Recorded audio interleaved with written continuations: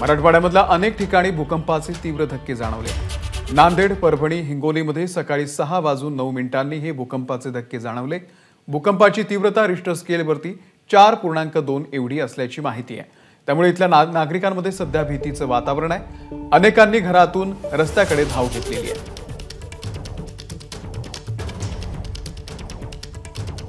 पंकज क्षीरसागर आपले प्रतिनिधी या संदर्भातले अपडेट आपल्याला देतील। पंकज, अमोल, जर आपण बघितलं तर आज पहाटेच हा धक्का जाणवलेला आहे। सकाळी 6:09 परभणी, नांदेड, हिंगोलीसह अनेक भागांमध्ये हे धक्के जाणवलेले आहेत आणि या भूकंपाची जी तीव्रता आहे ती जे रिश्टर स्केल आपण म्हणतो ते जवळपास 4.3 एवढं जाणवलेलं आहे सगळीकडे।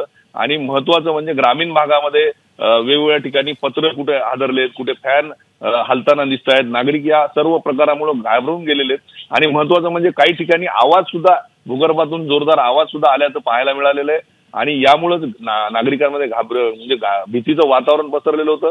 वेगवेगळ्या ठिकाणी नांदेड असेल, परभणी असेल, हिंगोली असेल, या तीनही जिल्ह्यांमध्ये हा प्रकार जाणवलेला आहे आणि या पूर्ण भूकंपाचा केंद्रबिंदू जे आहे तो हिंगोली जिल्ह्यातील आखाडा बाळापूर हे असल्याचं समोर आलेलं आहे। आणि जर बघितलं तर 6:09 एक आणि 6:19 एक असे दोन धक्के जाणवल्याचं आता समोर आलेलं आहे। अजूनही अधिकृत माहिती प्रशासनाकडून कुठल्याही देण्यात आलेली नाही। मात्र सध्याच्याला जे महत्वाचे जे या संदर्भातले ऍप असतील त्यावरून ही माहिती समोर येते आणि कुठेही घाबरून जाण्याचं कारण नाही असं प्रशासनाकडून सांगण्यात आलेलं आहे सध्या तरी।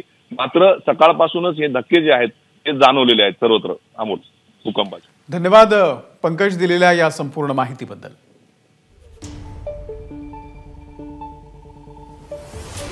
तर सुदैवाने या भूकंपामध्ये कोणाचंही नुकसान झालेलं नाहीये, कुठलीही जीवितहानी झालेली नाहीये। मराठवाड्यामध्ये अनेक ठिकाणी हे भूकंपाचे धक्के जाणवलेले आहेत। हिंगोलीतील आखाडा बाळापूर हे या भूकंपाचं केंद्र असल्याचं बोललं जातंय। नांदेड, परभणी आणि हिंगोली या परिसरामध्ये पहाटेपासूनच हे भूकंपाचे धक्के जाणवत आहेत आणि यावरती जनतेच्या प्रतिक्रिया सुद्धा आलेल्या आहेत, आपण पाहूयात। वाजून 9 आमच्या धामणगावातल्या सर्व नागरिकांना म्हणजे भूकंपाचा असा सौम्य धक्का जाणवला आहे।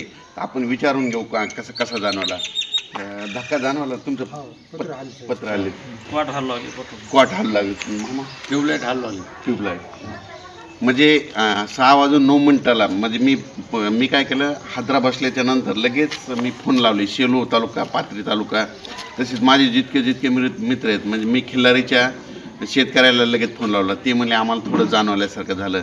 त्याच्यानंतर भूकंपाचं जे केंद्र आहे कोयना नगर तिथं लावलं, ते म्हणले आम्हाला काही जाणवलं नाही। पण हिंगोली, जिंतूर ह्या परिसरात फोन लावल्याच्या नंतर सगळ्यांचे मला लगेच फोन आले की साहेब भूकंपाचा काही जाणवलं का? मी म्हणलं 6:09 चांगलं 5 सेकंद चांगली जमीन हादरल्यासारखं झालं। म्हणून ह्या ठिकाणी हे धामणगावचे आमचे नागरिक आहेत म्हणून हे तुम्हाला एक माहीत असं म्हणून सांगत आहे।